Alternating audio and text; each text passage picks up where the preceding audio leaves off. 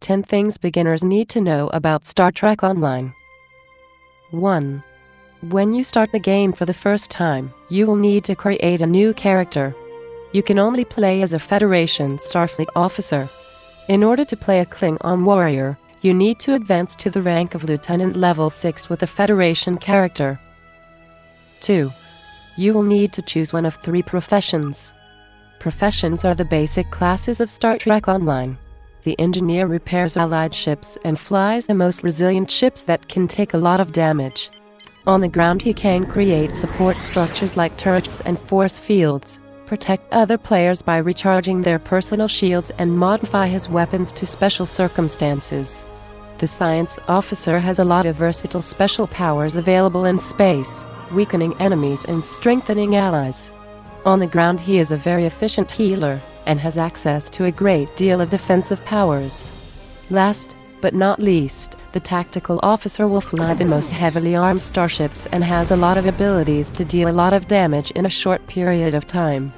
On the ground he can employ special team and stealth tactics, surprising the enemy and boosting the allies' ability to deal damage. 3. There are several different races you can choose from for your character. You can even create an entirely new species by choosing alien. Andorians are good engineers, Betazoids are excellent scientists, and humans do well as tactical officers. But do not shy away from your favorite alien species just to maximize statistics. You can very well play as any race in any profession without hitting a wall. 4. The game will ask you for the traits of your character. Engineers can make good use of elusive and techie. Scientists will profit a lot from astrophysicists and creative. Finally, the traits lucky and accurate can be recommended for tactical officers. 5. When you enter biographical information, the name should be a nickname of your character and should not contain his or her family name. Examples for this are Bones, Seven, Drip, Lita, or Will. Most NPCs that do not address you by rank will call you by this nickname. This name cannot be changed later on, except for a microtransaction. So choose it carefully.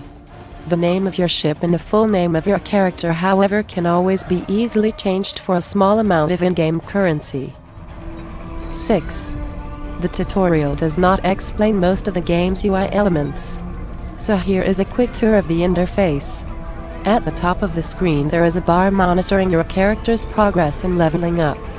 The blue part of the bar represents your progression in the current level, while the yellow one displays your level in the current rank. You will need to level up 10 times in order to be promoted to the next rank. During the tutorial you will be called an ensign, but that will change to the rank of lieutenant of the same level after the tutorial. The current level cap in the game is 51, which is the first level of the Vice Admiral rank. 7. The portrait in the top left corner indicates your character's personal shield and health. The blue bar is the strength of your personal shield, protecting you from weapons fire. It will regenerate quickly when you take cover. Alternatively, many engineering officers have the ability to recharge your shield during combat. The green bar represents your health. If it drops to 0, your character becomes unconscious and has to be revived or respawn. To refill your health you have to take cover for a longer period of time or use an hypo spray that is bound to the 7 key on your keyboard by default. Again, there are officers who can heal you on the fly. These are science officers. 8. On the lower left there is a chat window.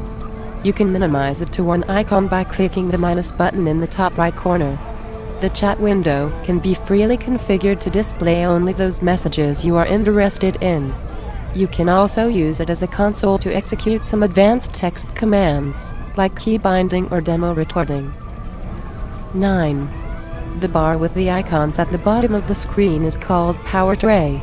It contains commands for basic attacks and advanced abilities. Each slot is mapped to a number on your keyboard. You can rearrange the powers between slots by dragging them while holding the right mouse button.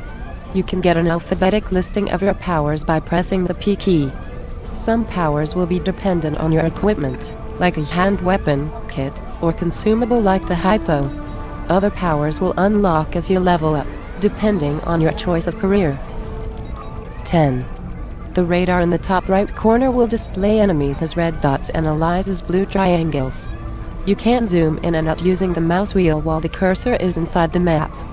You can view a larger map by pressing the M key. There are a number of other buttons attached to the radar. The portrait will bring up the so-called status window, where you can equip your character, ship and bridge officers. The box opens your inventory, where you carry the items you found on your voyages.